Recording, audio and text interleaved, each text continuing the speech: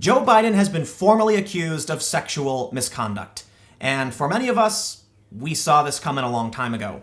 For years, there have been videos circulating on YouTube called Creepy Uncle Joe Biden, where you can see him grabbing women, sniffing young girls, rubbing their faces. Yeah, Joe Biden is a creepy guy. And people have written about this in the press years ago. Now the story we're hearing is pretty much the same thing. That a woman says he went up behind her, grabbed her, sniffed her, and kissed her head. A formal accusation of sexual misconduct. But I have to wonder why the story is coming out now, when we've known about his behavior for years. Where are the other women? Well, I'm not typically one to put the blame or the pressure on the victim. We can see Joe Biden doing this all the time. It's about time someone called him out for it. But you have to recognize 2020 is on the horizon and Joe Biden is in first place. So people are definitely going to pull out the stops to try and take him down a peg or two. It turns out this woman works for an organization affiliated with Bernie Sanders. While again, I don't want to accuse her of making this accusation for political reasons, other people have.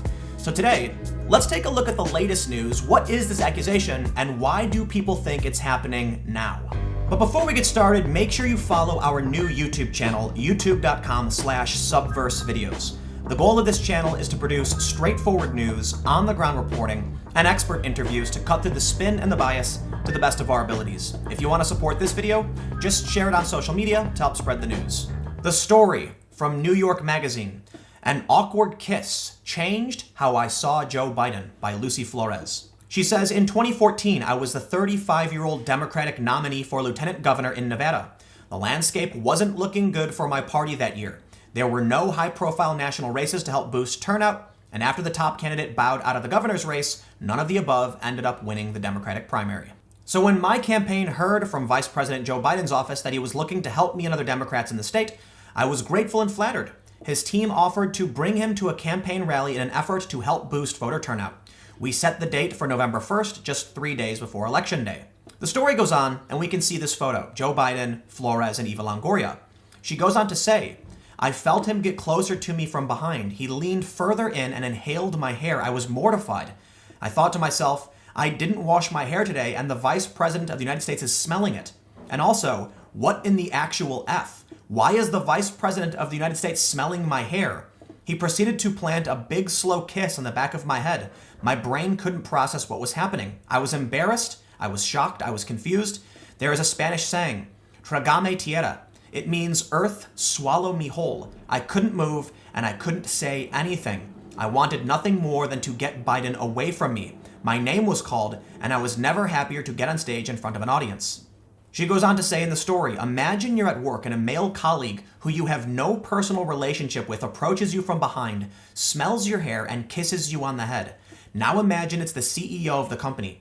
If Biden and I worked together in a traditional office, I would have complained to the HR department. But on the campaign trail, there's no clear path for what to do when a powerful man crosses the line. In politics, you shrug it off, smile for the cameras, and get back to the task of trying to win your race.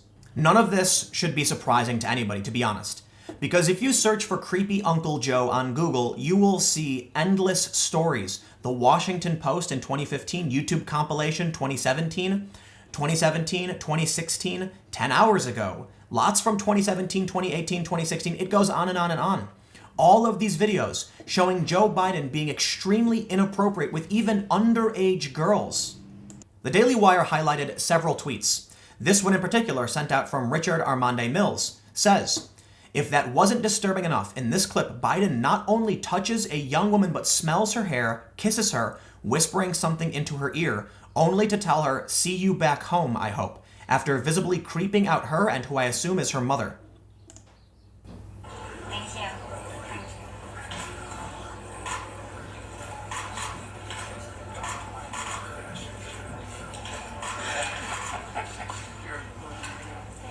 All right, well, nice to see you guys. Thank you. See you back home, I hope. Oh, absolutely. Okay?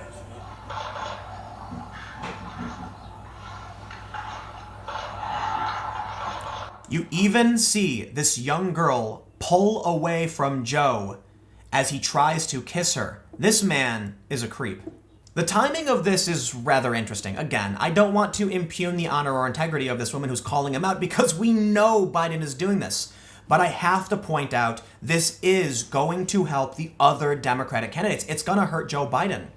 On the 27th, Biden was reportedly saying that violence against women was from white man's culture. In this story from CNN, Biden criticizes white man's culture as he talks violence against women. The story says Biden has long worked to prevent violence against women, but his comments are notable coming amid speculation that he is close to entering the 2020 Democratic presidential field, the most diverse in history.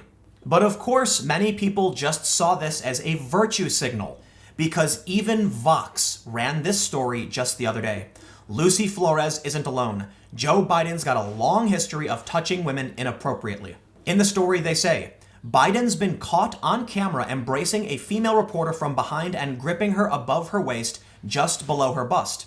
At a swearing-in ceremony for Defense Secretary Ash Carter, Biden put his hands on the shoulders of Stephanie Carter, Carter's wife, and then leaned in and whispered into her ear. He whispered into many women's ears. He's also touched women's faces and necks during other photo ops. Once at a swearing-in ceremony for U.S. Senator, he held the upper arm of the senator's preteen daughter, leaned down and whispered into her ear. As she became visibly uncomfortable, then he kissed the side of her forehead, a gesture that made the girl flinch. Now, the Vox story says the media gave Biden a pass for years. It won't in 2020. This is actually not true. The media has called Joe Biden out in the past. As I pointed out in the Google search, we have this story. What are we going to do about creepy Uncle Joe Biden from 2015? And we can see a creepy photo of Joe Biden seemingly sniffing a woman's hair like he's been accused of many times or whispering in her ears. The story from the Washington Post shows the photo up close with a quote, "Do any of these women look comfortable?" Sasha asks. She produces the most recent picture. In fact, it was also the New Yorker who called this out in 2015. 9 times Joe Biden creepily whispered in women's ears. And yes, we can see many photos of Joe Biden being rather creepy. So it's no surprise now that he's formally being accused, or at least someone is calling out this behavior. You may be asking, why call out Joe Biden? Why would the media go after Joe Biden? Doesn't the media support the left? Well, Emerald Robinson has a theory, and I believe this is just speculation, but run with it for a second. Emerald tweeted, notice, this is Vox running this piece. Why? Obama is backing Kamala. Joe Biden has been told not to run. He wants to run anyway, so they're going for the knockout early. Will it stop Joe from running? My guess, yes it will. So far, I haven't seen any news on Obama endorsing Kamala. It's all very speculative. That's going to go to Biden or Kamala.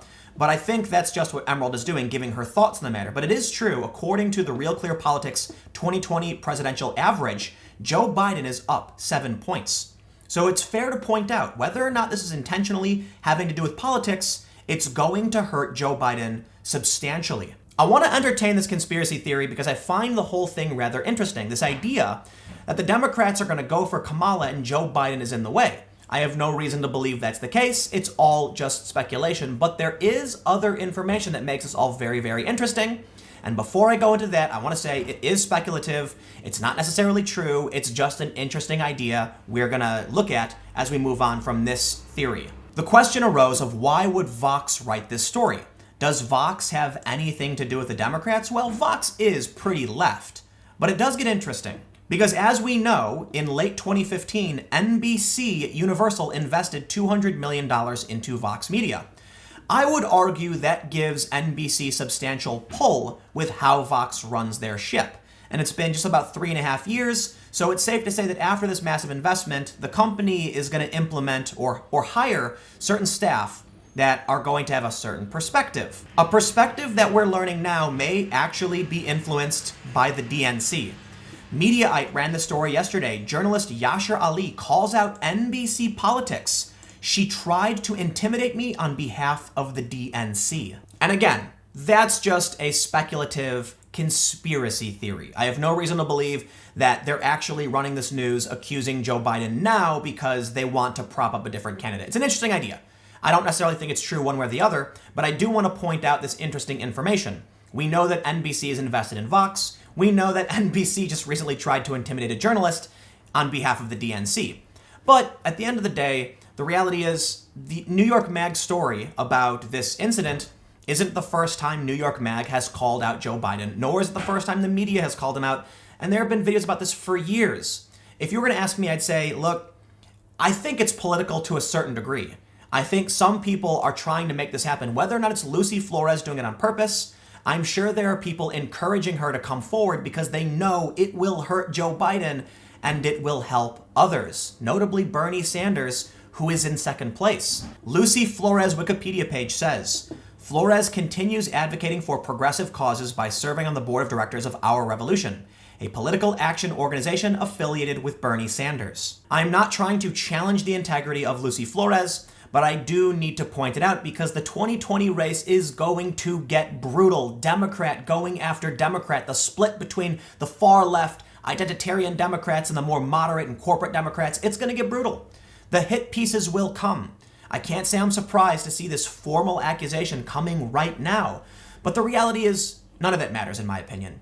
While I do think some of this is stemming from the political atmosphere we're moving to 2020, I think it's important to point out Joe Biden had this coming for a long time. He's a creepy dude. Just watch any of these videos. He should not be around people's children. He should not be standing behind women. In fact, just remove him from these events because you can clearly see in the video I've shown earlier, that little girl was creeped out and flinched and pulled away from him. Not cool.